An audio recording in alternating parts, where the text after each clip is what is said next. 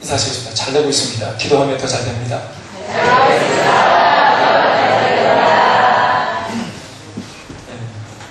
지난 금요일 밤 설교 로마서 1장 16절, 17절 말씀을 통해서 저는 여러분들에게 이야기했습니다. 복음이 능력이라고 말씀을 드렸습니다. 그리고 복음이 능력이라는 말의 의미는 다른 것이 아니라 복음이 뭔가 에너지를 가지고 일을 한다. 복음이 일한다. 그래서 복음이 능력이다. 그래서 복음이 곧 능력이다. 복음이 힘이다. 뭔가를 일으키는 힘이다. 그런데 그 로마서 가서 보면은 다른 것이 아니라 구원을 일으키는 힘이다. 사람의 생명을 살리는 힘이다. 그래서 복음이 능력이라고 그렇게 바울은 적고 있는 것입니다. 그 얘기를 우리가 나누었습니다. 그리고 거기서 더 나아가서 복음이 일을 하는데 일을 하는 가운데 가장 주도적인 일은 다른 것이 아니라 생명을 살리는 일이라고 했습니다.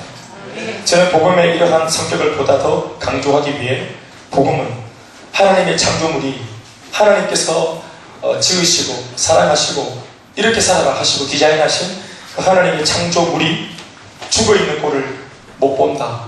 그렇게 전했습니다. 그래서 그 죽어있는 것을 살리기 위해 실패와 절망 속으로 진격하는 성질이 있다라고 말씀드린 바 있습니다.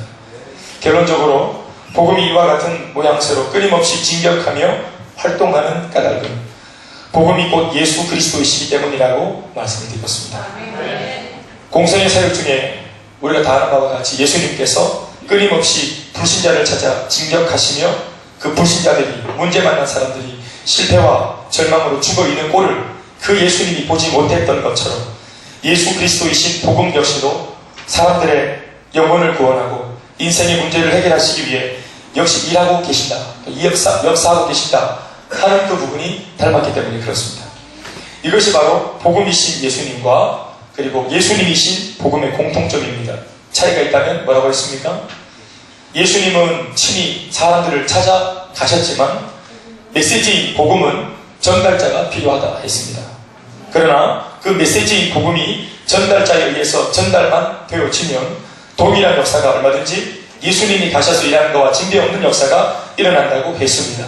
그래서 복음이 가는 곳마다 좋은 일, 복된 일이, 기쁜 일이 일어나기 때문에 그래서 바로 그 소식이 좋은 소식이라고 복음이라고 제가 말씀을 드렸습니다. 아멘입니까? 우리가 이건 의심할 바가 없는 것입니다. 오늘도 그 복음에 진격하는 은혜의 역사가 이곳에서 일어나기를 간절히 소망합니다. 얼마 전 어느 리서치 기관에서 시민 4,000명을 대상으로 예수를 믿지 않으면 선한 사람이라도 과연 천국에 갈 수 있는가 혹은 없는가 라는 말에 당신은 어떻게 생각하는가? 당신의 생각은 어떤가? 착하면 다 천국 가는 거 아닌가? 찬성과 반대를 물었습니다. 그 4,000명은 기독교인들이 아니라 평범한 시민들입니다. 그 결과는 예수를 믿지 않으면 선한 사람이라도 절대로 천국에 갈 수 없다 라는 말에 찬성한다 1,000명, 그리고 반대한다, 나는 그렇게 생각하지 않는다 3,000명입니다. 그러니까 사람이 선하면 천국에 다 간다.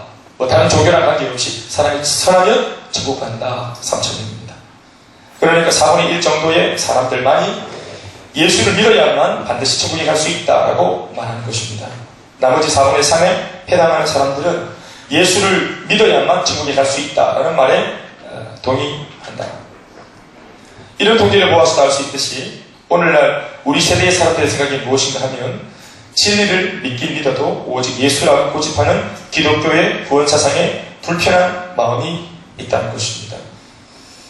예수천당, 불신지옥 이런 말 참 우리가 참 하지도 않지만 옛날에 우리가 한번 역전에서 틀을 맞추면은 자 그런 거 참 불편한 진실이다 하는 것을 예수 믿는 우리들도 이미 알고 있습니다. 그래서 사람들은 말하기를 기독교는 언제나 독선적인 종교라고 그렇게 말을 합니다. 그래서 싫다는 겁니다. 기독교는 오만한 종교다. 그래서 싫다는 겁니다. 앞뒤가 꽉 막힌 융통성이 없는 이기적인 종교다. 그래서 싫다는 겁니다. 이것이 기독교를 바라보고 교회를 바라보는 현대인들의 말입니다. 일전에 석탄일, 부처님 오신 날이라고 하는 그날에 법당에서 주최한 행사가 있는데 거기에 천주교 신부가 축하 방문을 한 일이 지면에 보도된 일이 있습니다. 이 일을 통해 사람들은 사회 참여와 다른 타 종교와도 열린 마음으로 교류하는 천주교에 대해서 박수와 갈채를 보낸 바 있습니다. 반면에 언제나 다른 종교와는 섞일 줄 모르는 독선적인 기독교에 대해서는 여전히 비난의 말이 그 기사 밑에 붙어 있었습니다.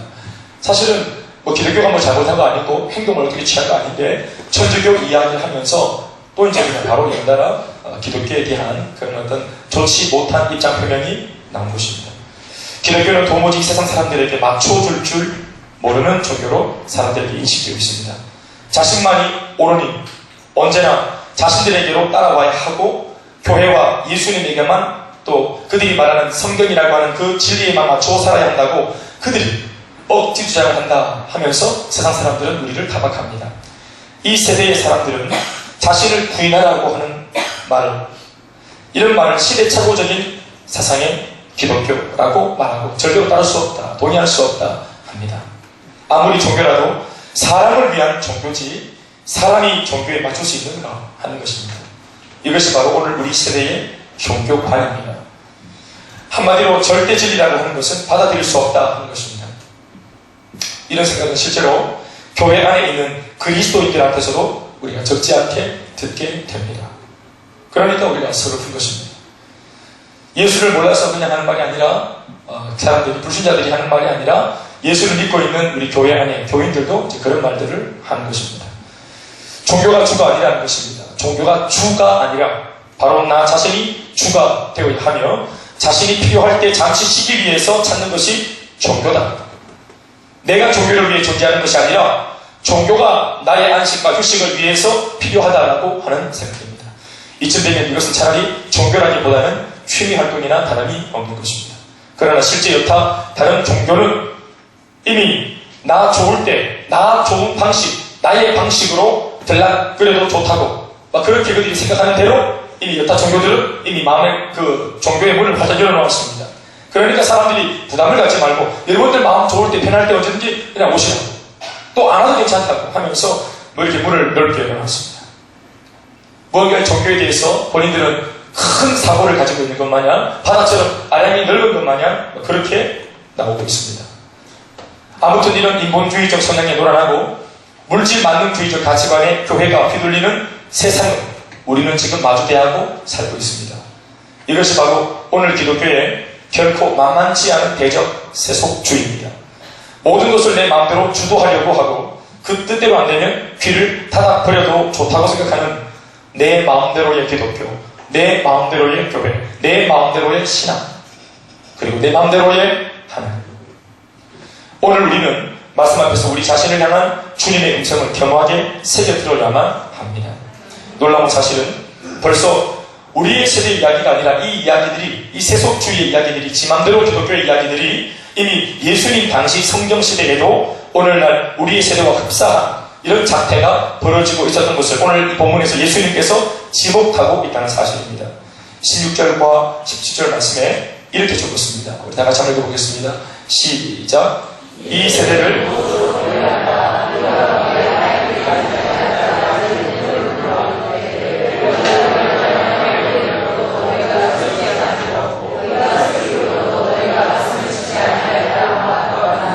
아멘.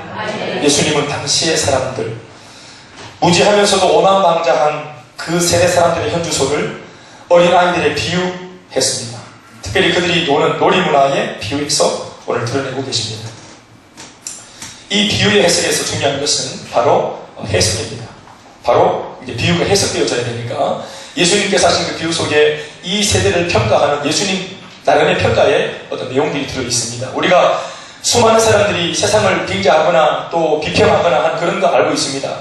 만평을 내려놓거나 또 논문을 쓰거나 이렇게 사설에 써가 기고하기도 하고 그렇게 하는데 우리가 사람들의 세상을 향한 그 평가보다 예수님의 평가가 더 중요한 까닭은 예수님께서 이 땅을 창조하신 분이시기 때문에 그렇습니다.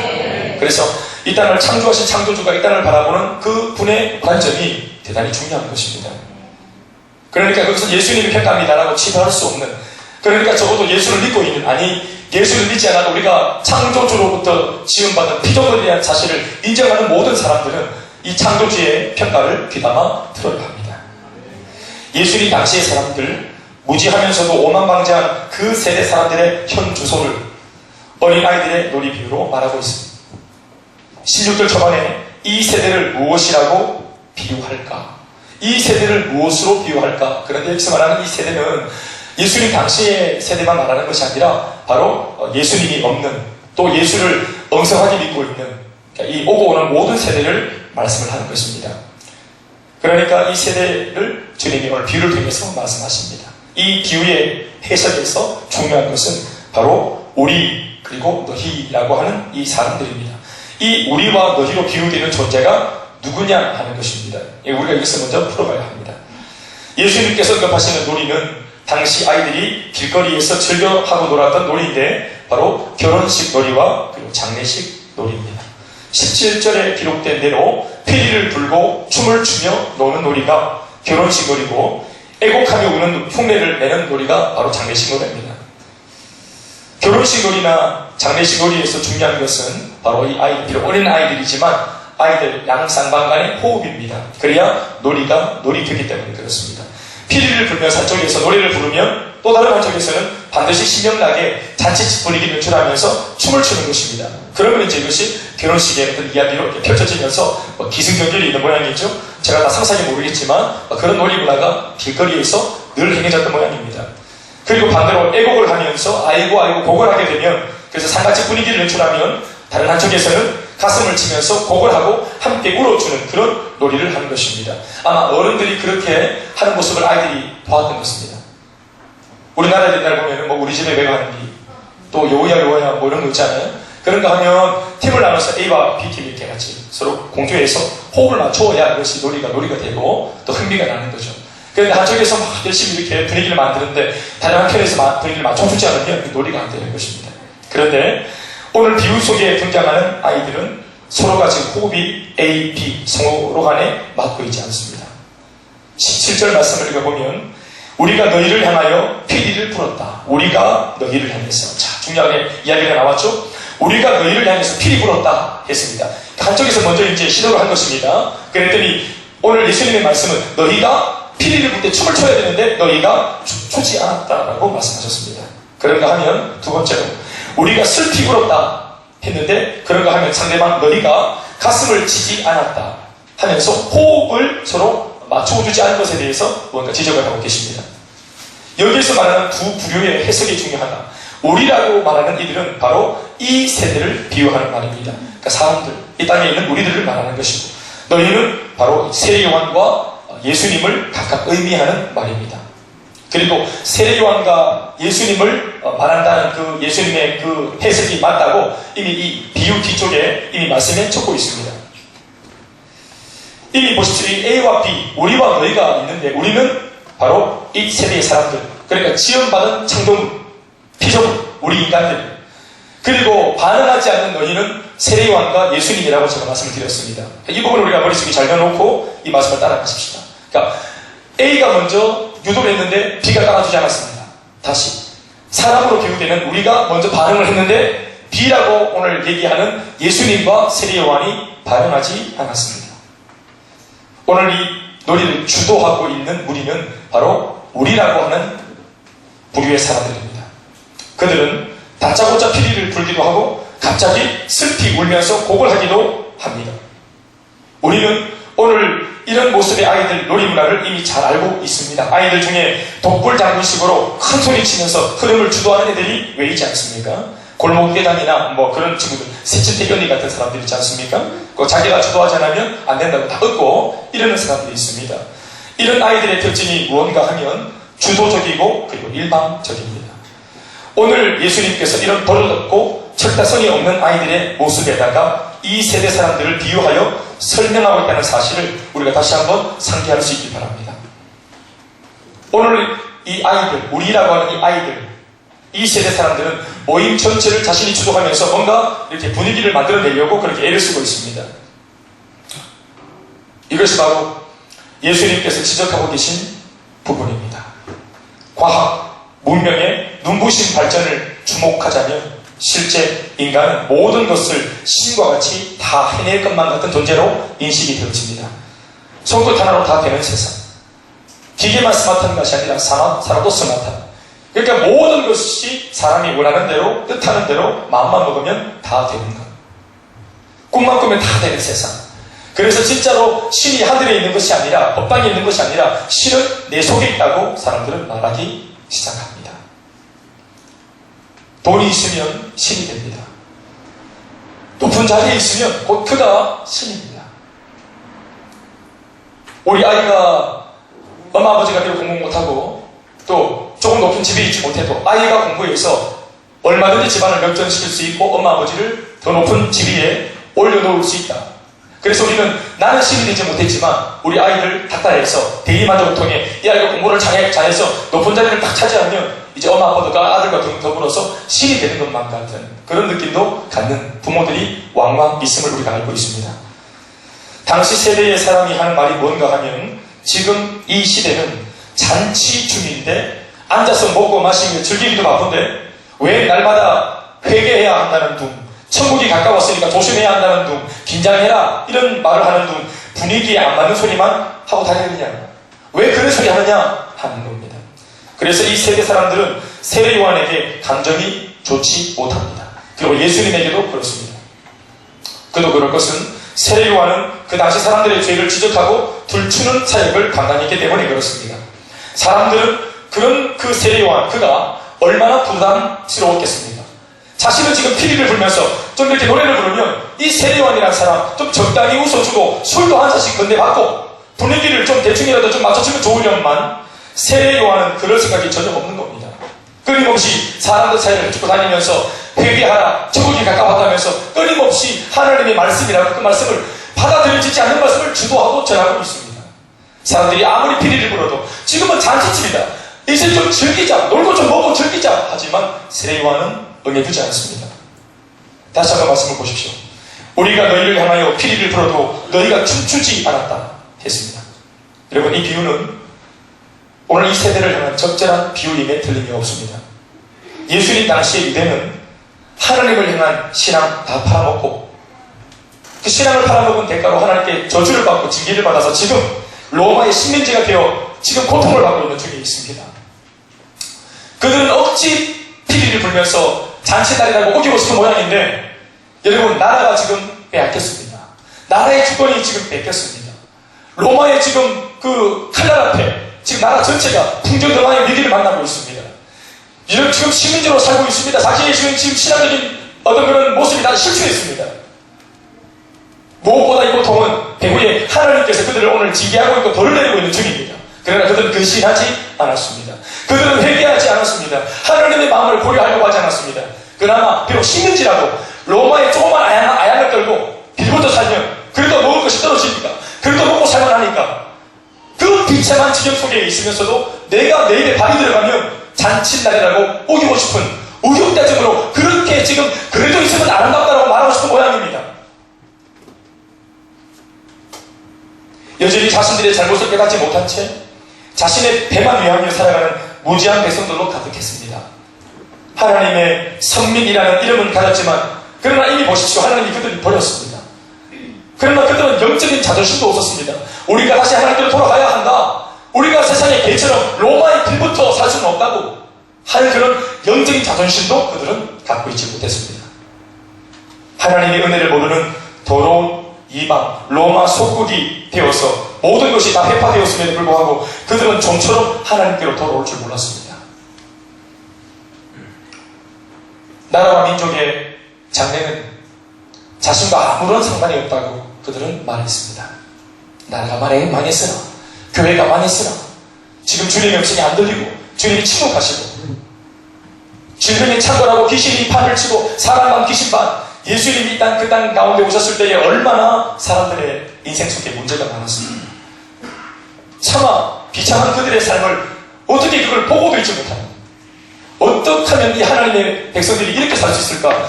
과거 여러분 구약 성경을 보면 그 옛날 자신의 그 고향 예루살렘 소전이 초토화된 것을 직접 눈으로 목도했던 느헤미야라고 하는 사람은 자신은 비록 이방에서 술 맡은 반원장이 되어 잘 먹고 잘 사는 사람이지만 그러나 그 왕의 어떤 총애를 받고 있던 그가 고향으로 돌아가서 자신의 그 이스라엘 땅을 한번 순시하고 난 뒤에 그 과거 하나님께 예배드렸던 찬란한 백성과 그 찬란했던 도시가 예루살렘이 이렇게 초토화되어서 돌 하나도 돌려있지 못하고 그 아름다웠던 예루살렘 성전이 초토화된 것을 보았을 때 비록 나는 먹고 살만하지만 밥이 먹으면 넘어가지 않는다고 금식하며 올려 하나님께 기도하면서 주님의 때가 언제인지 모르겠지만 속히 이 은혜를 베풀어 주셔서 이 문제를 해결해 달라고 간구하는 사람이었습니다.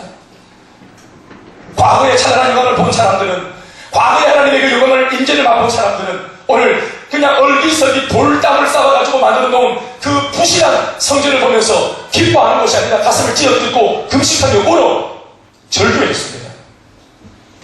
어찌 하나님의 나라가, 어찌 예수를 믿는 사람들의 삶이 이렇게 궁핍할까? 어떻게 예수를 믿지 않는 사람과 진대 없이 이렇게 나약하고 초조하고 불안하고, 복음을 가진 사람이, 예수님의 생명을 가지고 있는 사람이 우리 많은 선배들의 가정을 통하면 기도할 수 있는데 왜 우리가 낙심하냐고, 기도할 수 있는데 왜 우리가 불안해하냐고, 우리 그런 노래를 부르는 할머니 품에서, 어머니 품에서 우리가 은혜를 입고 자랐는데, 이 다음 세대인 우리들은 기도할 수 있으나 염려하고, 예수가 있으나 불안해하고, 복음이 있으나 초조해하고, 돌 하나도 돌에 남지 않은 초토화된 인생을 살고 있음에도 불구하고, 게다가 더 부끄러운 것은 그것을 문제도 삼지 않는 우리의 찬양입니다. 사랑하는 여러분, 과연 예수를 믿는 맛이 지금 우리가 믿고 있는 이 예수의 맛, 이게 전부일까요?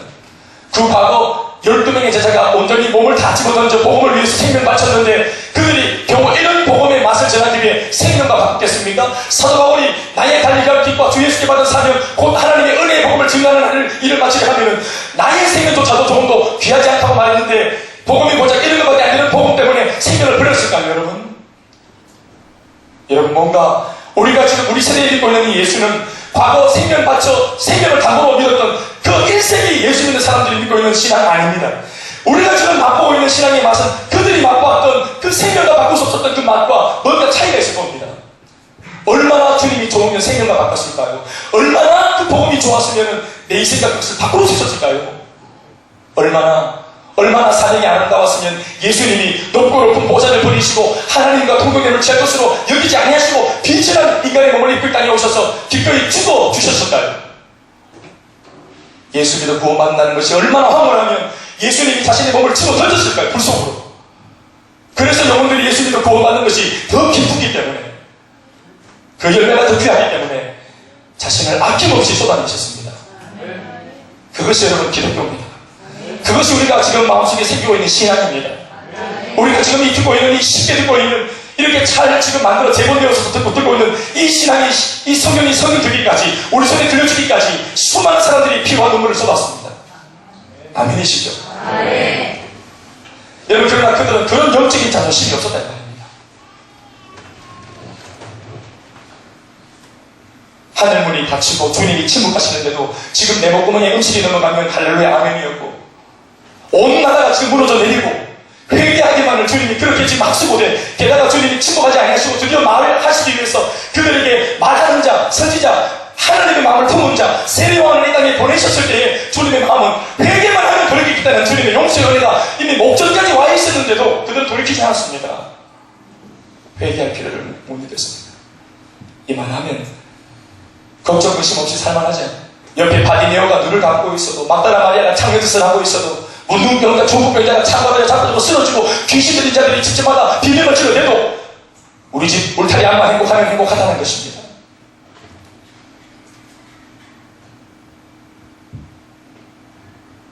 나라와 민족의 장래는 나와 아무런 상관없다. 그러면서 하는 말은 지금은 편안한 시대라는 것입니다. 로마의 소국이 된 것이 차라리 편하다는 것입니다. 종교 지도자들이나 모든 사회 지도자층은 전부 로마와 야합하고 동족의 피를 빨아먹으며 살아가고 있었기 때문에 어느 누구도 옆에 있는 사람을 보면서 당신 그런 죄를 짓지 말라, 회개하고 돌아가자, 돌이키자 라는 말 하는 사람은 아무도 없었습니다. 왜냐하면 모두가 다 그 나무는 그 방으로 얼기설기 설득했기 때문에 그렇습니다. 죄를 주고받고 누리고 탐닉하고 이미 다 먹고 마셨기 때문에 아무도 스스로 회개하자는 말을 할 수 없는 그런 구조적인 모습 속에 빠져 있었습니다. 그래서 하나님의 편한 사람 세례요한이 밖에서부터 안으로 들어와야만 했던 것입니다. 근데 광야에서 무려 22년의 세월을 하나님과 독대하고 훈련되어졌던 세례요한이 등장해서 400년 만에 말라기 구약 선지자, 말라기 선지자 이후에 400년 만에 처음으로 하나님의 그 침묵을 깨뜨리고 사람들 앞에 나타나서 처음으로 외친 첫마디가 회개하라 였습니다. 그걸 하나님께서 400년 동안 견디셨다는 말입니다. 그들이 어떤 짓을 해도 말라기 선지자, 그 구약의 마지막 선지자 이후에 400년 세례요한이 등장하기까지 무려 400년 동안이나 그들이 마음대로 살았으나 주님이 끝까지 침묵하시면서 이 말을 아끼고 이제나 저제나 문제만 나면 돌아올까? 로마를 통해 문제를 만나면 돌아올까? 인생에 문제가 생겨서 인생에 브레이크가 잡히면 돌아올까? 기다렸으나 아무도 돌아보지 않았습니다. 그래서 하나님이 침묵을 곁들이고 세례요한을 당신의 말씀이 이미 녹아져 있는 세례요한을 스피커 삼아서 보내셨습니다. 그리고 400년 만에 처음 내뱉은 우리 하나님 아버지의 비통한 심정 어린 마음의 고백이 뭐냐? 제발 좀 되게 해라. 토하사 였습니다. 사람들은 그런 세례요한을 두려워하면서도 동시에 그를 달가워하지 않았습니다. 왜냐하면 자신들은 지금 결혼식과 같은 잔치의 시기를 보내고 있는데, 그리고 모든 사람들이 춤을 추고 함께 분위기를 맞추고 있는데 세례요한은 그 축제의 분위기에 편승하려 하지 않았기 때문에 그렇습니다. 조공차, 넓은 평수의 아파트, 지금 떵떵거리고 모든 것이 지금 잔치집인데 너 왜 그런 소리 하냐?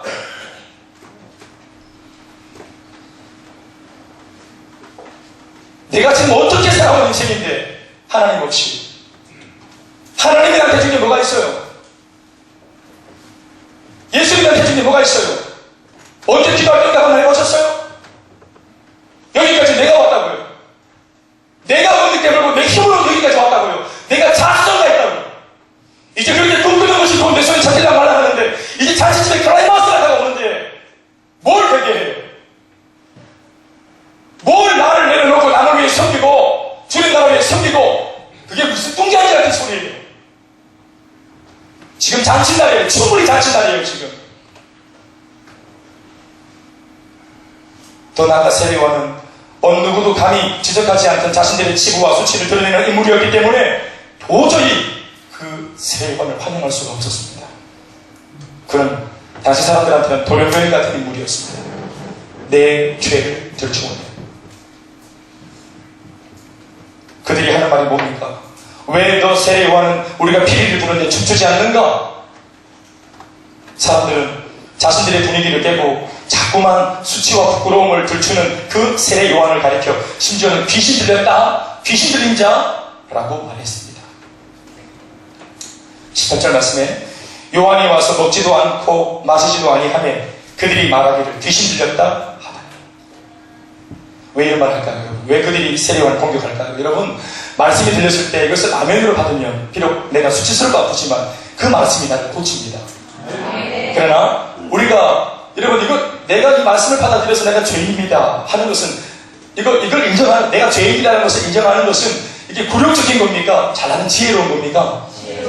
내 인생을 위해서 잘하는 겁니까? 못하는 겁니까? 그야말로 내 인생을 위해서 잘하는 것이죠. 그런데 내가 나 자신을 위해서 그 말씀을 받으면 좋거니와, 그러나 이것이 잘못되어져서 나를 위한다는 마음이 잘못되어지고 세속적인 생각으로 빠져들면 나를 위하긴 위하되, 이 말씀 들으니까 자꾸 내가 공격당하고 내가 죄인인 것 같으니까 나를 보호하기 위해서 어떻게 하냐면 상대방을 내가 무시하거나 공격을 해야 돼요. 내가 세례요한의 말씀에 건드려지니까 막 죄가 드러나니까 이걸 감추기 위해서, 나를 보호하기 위해서는 이렇게 옳은 말을 하는 세례요한이 귀신 들려서 이런 말을 한다고 내가 공격을 해야만 내가 나를 보호할 수 있는 겁니다. 우리는 이것을 빗나간 자기 방어 기제라고 하는 것입니다. 진짜로 자기를 위한 것은 말씀을 받는 것입니다. 말씀을 대책하는 것은 자기를 잘못 지금 보호하는 것입니다. 언제나 우리 자신을 주님의 살아있는 복음 앞에 우리를 둬야 합니다. 나를 향해 진격해 오는 주님의 그 생명의 말씀 앞에 나를 둬야 합니다. 요한은 귀신이 들려가지고 지금 제정신이 아니며 그렇기 때문에 전혀 다른 이야기를 하고 다닌다는 거예요. 이런 억지 주장을 하면서 사람들이 어떻게 했습니까? 요한을 끌어다가 옥에 가두고 이어서 목을 베어 죽여버렸습니다. 다시는 그런 말 못하게 목을 베어 죽여버렸습니다. 사람들이 암묵적으로 했던 말이 뭘까요? 절대 진리가 어디 있느냐? 절대 진리라고 하는 것은 없다는 겁니다. 내 삶을 돌이키게 만들고 절대 진리를 따라 사랑에 만들려고 하는 인생의 스탠다드를 말하는 절대 진리 없다는 거예요. 만약 절대 진리가 있으면 지금 내 삶이 진리 가운데 있는 삶이 아니기 때문에 그 한 가지 진리에 내 삶을 맞추려면 내가 지금 잡고 있는 그 진리가 지적하는 모든 그 잘못된 것들은 버려야 하니까 절대 진리가 없어야만 하는 거예요. 사람들은. 그래야 내 인생이 편한 거예요. 법이 없어야 되는 거예요. 그런 융통성도 없고 내 사정 다 헤아려주지 않는 진리는 진리도 아니라는 겁니다. 그래서 그 되먹지 않은 진리 노름에 자신을 희생시키면서까지 맞추지 않겠다는 것입니다. 차라리 진리 네가 사라져라 하는 것입니다. 종교나 진리도 내가 하는 일을 동조해주고 나의 의견을 존중해 주어야 종교지 내가 맞추어 살지는 않겠다 하는 것입니다. 이것이 바로 오만방자하고 무지한 이 세대의 현주소의 참 모습이라고 예수님은 말씀하셨습니다. 아무리 옳은 말, 그럴듯한 말씀이라도 내 생각에 배치되면 그것은 진리가 아니라 귀신의 소리라고 사람들은 말했습니다. 그러면서 우리의 세대는 오늘도 살아계신 하나님의 성령을 소멸하고 예수님을 또다시 십자가에 못 박고 있다는 사실을 우리가 마음으로 헤아려야 합니다. 사람들은 세례 요한을 거부했고 그가 전한 진리의 말씀도 외면했습니다. 하지만 그들이 진짜 외면한 것은 세례 요한이나 그가 전한 메시지가 아니라 하나님 당신 자신입니다. 그들은 하나님을 거절하고 욕보이고 처참하게 죽인 것입니다. 그래서 그들은 이후에 하나님을 적으로 만나 상대하게 될 것이며 하나님과 한판 겨루기를 해야 할 사람들입니다. 데살로니가전서 4장 8절 말씀에 뭐라고 말하고 있는가 우리 한번 읽어볼까요? 그러므로 시작.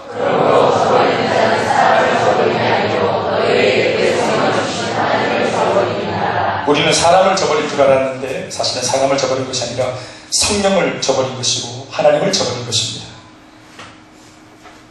우리는 셀리드의 권면을 저버린 건 줄 알았는데 셀리드로 하여금 나의 권면하는 하나님의 성령과 하나님 자신을 거절하게 만들었다는 겁니다.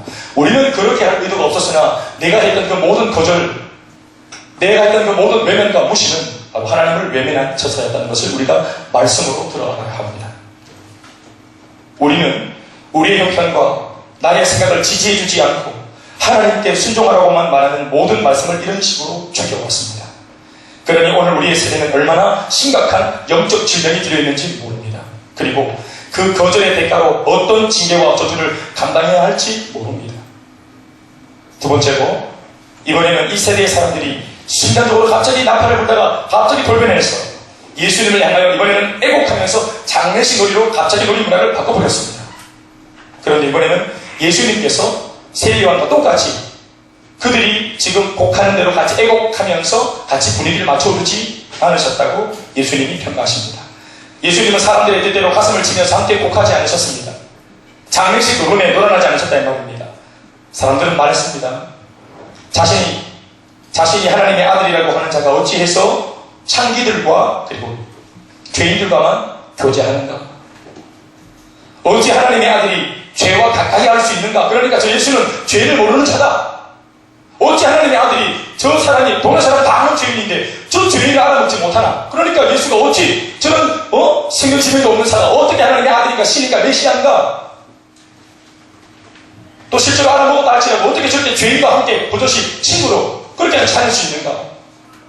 사람들이 철명키라고 얘기했던 세리장 사개오 집에 버젓이 들어가서 같이 음식을 먹고 합방 좋아하고 또 막달라 마리아와 같이 얘기 나누고 죄 많은 가난한 여인과 함께 말을 했었고 요한복음 4장에 있는 말씀처럼 사람들이 돼지와 개로 취급하는 사마리아에 있는 우물가 여인 그것도 5명의 이미 남자 과거가 있는 6번째 이미 과거가 있는 여자와 만나 얘기를 나누는 저 예수는 별종이라는 거예요. 뭐가 저렇게 신이 났나? 그리고 사람들의 인생을 돌아보아 행복이 어디 있느냐 그렇게 말하기 시작합니다. 인생이 다 거기서 그리고 행복해봐야 찰나적인 것이기에 영원한 것이 없다는 것입니다. 자신도 지금 마지못해 살고 있고 죽지 못해 살고 있는데 예수님은 뭐가 저렇게 즐겁고 또 예수를 만난 사람들은 뭐가 저렇게 좋아 힘이 날아가는가? 그래서 이내 곧 그들은 예수님을 보면서 앓는 소리 합니다. 그리고 애곡도 하고 가슴을 치며 슬피 울고 있습니다. 진짜 하나님의 아들이라면 이런 고통스러운 인생을 위해서 함께 울어주고 위로해주는 것이 진짜가 아니겠는가 하는 것입니다. 그들의 메시아관은 자신들의 형편을 이해해주고 자신들의 그 연약함을 같이 아파해주는 상담자의 수준이었습니다. 그런데 예수님은 오히려 그런 자신들은 외면하는 것만 같고 오히려 위로와 격려가 필요해 보이지 않는 이미 포기되어진 인생들을 찾아다니시면서 그들과 같이 올리고 있으니까 이게 참 나는 이해하지 못했다는 거예요. 하나님의 아들이면 하나님의 서민인 우리들한테 찾아와서 제일 먼저 인사하고 우리랑 같이 어울리고 장로이 나와 종교 지도자이 나와 아니 우리와 같이 서로 이야기하고 또 장로에 대해서 나누고 이래야지. 저런 장녀들 귀신 들린 사람들 저런 문 만나 떨거지는 것과 같이 맨날 같이 돌아다니고 또 주변에 12명 그 제자들 그런 저기 사도인생들하고 같이 다니니까 야 이거 예수가 어떻게 하나님 아들일 수 있냐, 하나님의 아들이 어떻게 나를 몰라보냐, 내가 종교생활 얼마나 했는데. 그리고 더 나아가 그들이 예수님을 만나면 그 예수를 만나주시는 그 뒷골목의 사람들 말이에요. 그러니까 예수님이 그 사람들을 만나주시면 갑자기 그런 사람들이 변화되어지고 기쁨의 사람으로 그리고 소망의 사람으로 회복되어져서 그들 인생에 분명 사람들이 딱 볼 때 잔칫날 인생이 되어버리는 것입니다. 그래서 사람들이 하는 말은 내 마음대로 움직여주지 않는 이 예수에게 분노가 치밀어 오르는 것입니다. 예수님의 말씀은 지금 예수님 당신 자신이 이 땅에 머무는 동안은 어둠이 아니고 빛이고 예수님이 이 땅에 오셨기 때문에 지금 예수님이 이 땅에 있는 동안은 다시 따라합시다. 어둠이 아니라 빛입니다. 금식할 때가 아니라 힘을 내어서 은혜 받아야 할 때입니다. 예수님이 오신 지금이 무슨 날입니까? 잔치날입니다, 여러분. 예수님이 이 땅에 오신 것이 뭐예요? 결혼식으로 치면 뭡니까? 신랑 입장하신 겁니다. 그리고 수많은 신부들을 주님이 복음으로 이렇게 세우고 있는 거예요.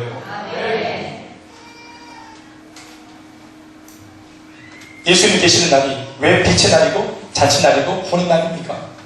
바로 천하의 모든 만민이 이 하나님의 아들 예수를 통하여 또한 그의 말씀을 통하여 구원을 얻을 수 있는 축복의 기회가 왔기 때문에 그렇습니다. 보라, 지금은 구원받을 만한 때요, 지금은 은혜 받을 때라고, 지금은 구원의 해라고 주님께서 말씀하셨습니다. 이제 내가 왔으니 나를 통해 가난한 자에게 복음이 전파될 것이고 포로된 자에게 자유를, 눈먼 자에게 눈 뜨는 역사가, 눌린 자가 해방되어지는 역사가 일어날 것이라고 주님이 예언하셨기 때문에 그렇습니다. 예수님은 이 위대한 축복과 회복의 은혜가 외식하면서 거짓되게 살아가는 사람들보다 오히려 가난하고 소외받았던 죄인들이나 창녀들, 외인들에게 더 필요하다고 말씀하시며 일부러 그런 부류의 사람들과 먼저 교제를 하신 것입니다. 잔치집 같지 않은 그들 인생을 진짜로 잔치집 만들어 주시는 것입니다. 돌아보면 여러분, 우리 인생이 얼마나 주님 만나서 장례식 같은 우리 우울했던 인생이 얼마나 지금 우리가 잔치날 같은 인생이 되었습니까? 이때 모든 사람들은 세례요한처럼 자신들의 의견을 존중하지 않고 자신들의 생각을 지지해주지 않는 이 예수를 비아냥거리기 시작합니다. 그리고 19절에 예수님을 이렇게 공격했습니다. 다같이 시작. 인자는 와서 먹고 마시며 말하기를 보라, 먹기를 탐하고 포도주를 즐기는 사람이요 세리와 죄인의 친구로다 하니. 다시 아멘. 하나님의 아들의 모습이 아니라는 겁니다. 그러나 그것은 사람들 자신의 생각입니다. 자신들의 생각에 부합하지 않으면 예수님이 오셔도 박해하고 핍박하는 것이 바로 우리 세대들의 모습입니다. 대제사장이나 종교 지도자들, 말씀에는 나름대로 일가견이 있다고 하는 바리새인들이나 사두개인들이 오히려 더욱 예수님을 알아먹지 못하고 핍박했던 이유가 여기에 있습니다. 말씀을 듣겠습니다.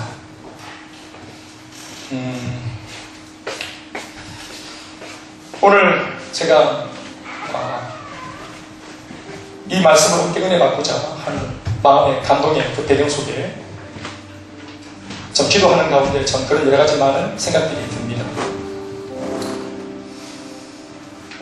저는 오늘 두 가지 말씀을 맺으면서 이렇게 제 머릿속에 탁 떠올랐습니다. 성경에 그 많은 말씀들이 많아요. 우리가 앞서 본 것처럼 이거 신앙인 것처럼 보이지만 신앙 아닙니다. 분명히 뭔가 세상 냄새가 나고 뭔가 사탄의 냄새가 납니다. 우리가 어찌 손바닥으로 해명하겠습니까?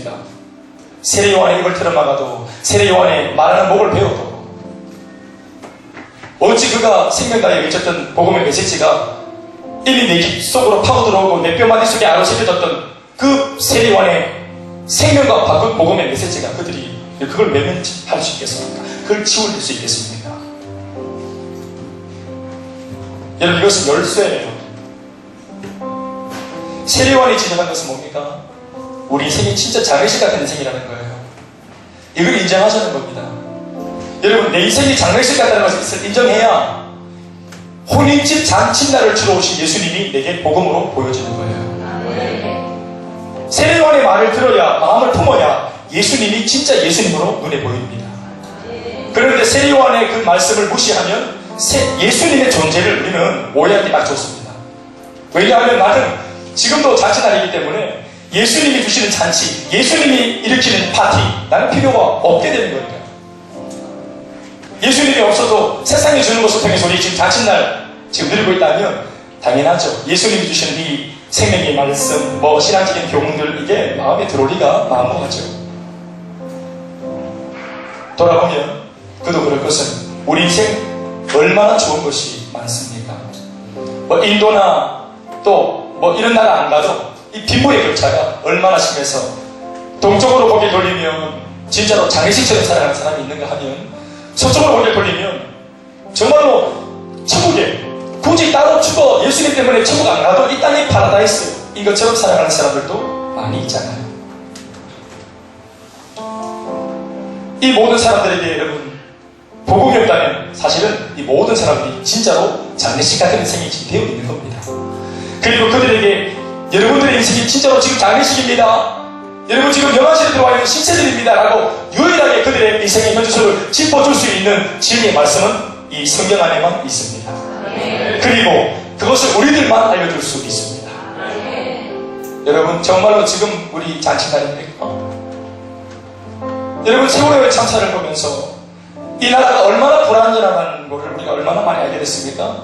정부가 어떤 면에서는 정말 무거운 같다는 어떤 느낌을 우리가 받지 않았습니까? 그 얼마 지지 않아 몇 주씩 후에 지하철에 큰 어떤 위기가 있어가지고 참사가 일어났을 때 사람들이 지하철 안에 있다가 튀어나오는 그런 일이 해프닝이 있었는데 사람들이 그 튀어나올 때 뭐 때문에 튀어나왔는가 했더니 그 자리를 가만히 치고 있으라는 안내말을 듣고 그 사람들이 세월호 이야기가 기억이 나서 한 명도 그 말에 따르지 않고 다 튀어나왔다는 거예요. 신뢰합니까? 우리 정부 신뢰합니까? 우리 나라 신뢰합니까? 우리 옆에 있는 형제와 자매들 신뢰합니까? 여러분 울타리 안에 꽁꽁 우리가 머리채 박고 나는 잔칫날이야 라고 아무리 외쳐도 옆 사람에게 붙은 불이 이내 1층을 태우고 2층을 태우고 이런 아파트 꼭대기까지 다 태우고 말 겁니다. 우리 집이 15층 사는데 1층에 붙은 불, 2층에 붙은 불 1층, 2층 사람들만 꺼야 되는 게 아니라 아파트 전 주민들이 다 나와서 불 꺼야 합니다. 나 조금 먹고 살만하다고 내 인생 조금 괜찮다고 여러분 우리 인생에 반드시 밤이 옵니다. 네가 지금 소유하고 있는 것이 아무것도 아니라는 것을 주님이 알려준다면 꽃은 시들고 잎은 마르고 다 떨어지고 영원한 것은 주님밖에 없다고 주님이 우리에게 이것을 1층으로 알려줄 때가 반드시 오는 것입니다. 사랑하는 여러분 무엇이 참 신앙이고 무엇이 참되지 않은 신앙일 수 있는가? 저는 말씀을 해줄 때 이 두 가지 말씀이 오늘 여러분들도 제 마음속에 선명하게 알려졌으면 좋겠다 생각했습니다. 여러분 신앙은 뭐죠? 신앙이 아닌 것은 뭐죠? 사사기 21장 25절에 있는 말씀이에요. 이 사사기 이 말씀은 사사기 중에서도 제일 마지막 장 마지막 말씀입니다. 사사기는 하나님이 침묵했던 400년입니다. 이스라엘의 역사 가운데 가장 부끄럽고 치욕적인 그런 역사의 한 대목이죠. 400년 동안 주님이 말씀하지 않았던 버려놓았던 그 날입니다. 그 날에 여러분 한 구절의 말씀으로 그 400년을 이렇게 평가하고 있습니다. 읽어보실까요? 시작.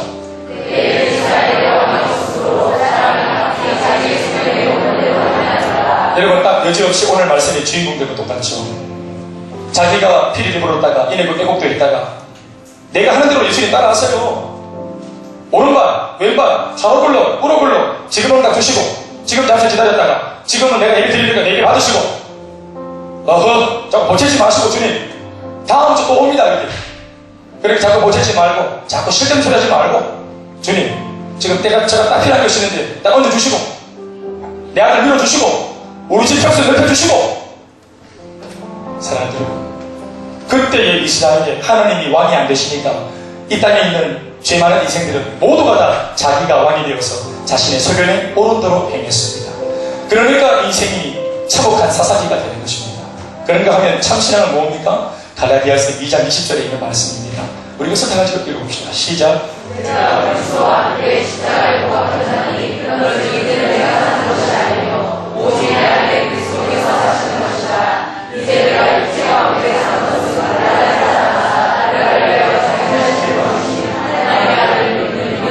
믿음 안에서 사는 것이라. 아멘. 그렇죠. 오늘 예수님이 또 세례요한이 원하는 것은 뭘까요? 말씀이 우리에게 원하는 건 뭘까요? 바로 우리 자신의 죽음입니다. 내가 살아서 펄떡거리면서 내 자신의 소견대로 옳게 행하는 것이 멋있어 보이지만 예수님 그것이 아니다 하시고, 우리 자신의 죽음, 내가 죽어지는 것이, 내 의지가 죽고 꺾여지는 것이 신앙이라고 말씀하십니다. 사랑하는 여러분, 우리가 오늘 우리 안에 있는 열정의 출처도 주님이어야 합니다. 우리가 신앙적인 열심의 뿌리가 주님이어야 합니다. 열심도 내 열심으로 하면 반드시 우리가 한계를 만나게 되고, 또 내가 막 은혜 받았을 때는 열심히 하다가도 또 내 마음이 또 어려워지고 환경이 어려워지면 또 내가 손을 놓기도 하고, 여러분 직분도 또 우리가 가지고 있는 이 열정도 우리가 고린도전서 4장 1절에 있는 말씀처럼 뭐라고 말했습니까? 맡은 자, 그렇죠, 맡은 자에게 구할 것은 충성이다. 직분도 맡은 것이고, 직분도 맡은 것이고, 내가 맡고 있는 모든 사역도 맡은 것이고, 복음도 맡은 것이고, 신앙도 맡은 것이고, 다 맡은 것입니다. 어느 것 하나 내가 만들어낸 것이 아니라, 창출한 것이 아니라 하나님이 내게 맡기신 것입니다. 나를 충성되게 여기셔서. 사랑하는 여러분, 우리는 사역을 참 많이 하는 교회고, 저나 제 아내도 사역을 참 많이 하는 그런 입장에 있는 목사와 사모입니다.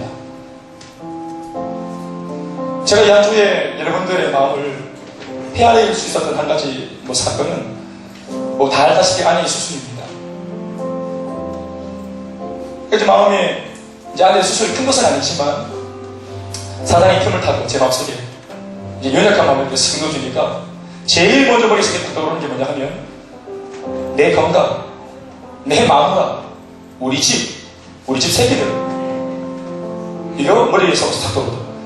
이거 제가 2000년 전도사 사역 처음 시작했는데 지금까지 제가 한 번도 생각 자체를 해보지 않았던 생각이 이번 주에 월요일날 한순간에 제 마음속으로 쑥 들어오더라고요. 그리고 그 생각이 강했던지라 이게 딱 사로잡히니까, 아, 이거 마귀가 주는 생각이지 라는 생각 자체를 못하는 겁니다. 이럴 때 이제 중요한 것은 옆에 있는 이제 동료가 그거 씌우는 겁니다. 그거 그런 목소리입니다. 이래 해주면 정신이 딱 드는데, 이게 혼자 딱 가지고 있으니까 이제 생각에 불을 파고 들어가는 겁니다. 아, 이거 서글프네.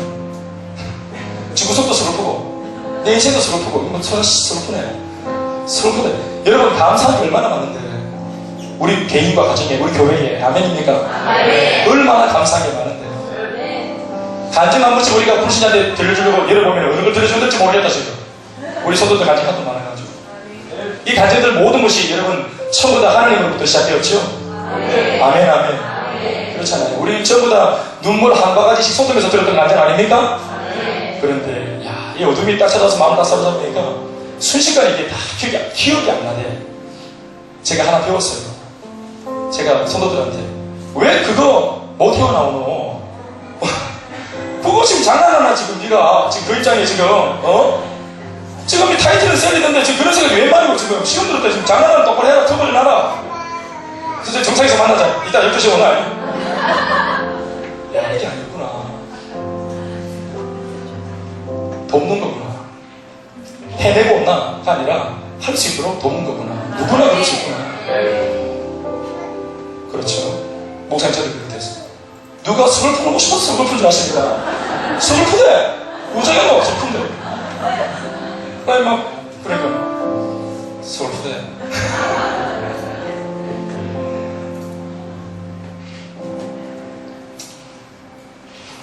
신학을 배웠죠. 제가 하나님에 대해서 배웠습니다. 한 9년 공부했습니다. 지금도 공부하고 있습니다. 또 환경 속에서. 그런데 목표는 인학인 것 같습니다. 인학. 사랑을 배우는 거. 하나님을 배워가지고 이제 하나님 마음 안 뜨겁게 하지 마. 조금 막 섭하고 될지라 막 이것들아 될지라. 하나님이면 다 되는 거지. 왜 하나님에 대해서 배워왔습니까?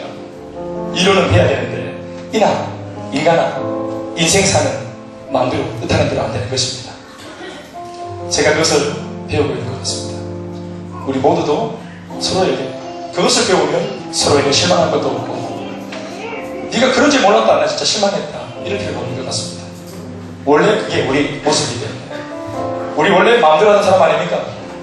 그런데 이제 세례요한을 통해 예수님을 통해 목회자를 통해 말씀을 통해 복음을 통해 가르침을 통해 우리가 교회의 어떤 질서를 통해 이 내 욕심과 내 이 활개치는 것들을 우리가 탁 죽이고 그 말씀 따라 순종하고 따라가자니까 이게 잘 안 되죠. 소견대로 살아왔던 사람이 내가 그리스도와 함께 죽고 이 죽고가 잘 안 되잖아요. 우리 지금 세속주의에서 지금 진짜 신앙으로 들어가고 있는 중인 것 같습니다. 아멘입니까? 우리 모두가 함께 손잡고 네 그럴 줄 몰랐다. 네가 인간인가 이러지 말고 야 네가 인간이었네. 야 목사님이 인간이었네. 어? 또 사모님이 인간이었네. 우리 인간인 줄 알고 셀리더가 로봇가 아니라 셀리더도 시험 들 수 있는 셀리더도 인간이었네. 우리가 그러고 주님 앞으로 나갈 수 있는 우리가 되기를 바랍니다. 그러나 그러면서도 한편에는 오늘 주신 말씀을 기억하고 우리가 회개하고 돌이킬 것을 돌이키고 주님 앞에 그 죽어지는 속도가 더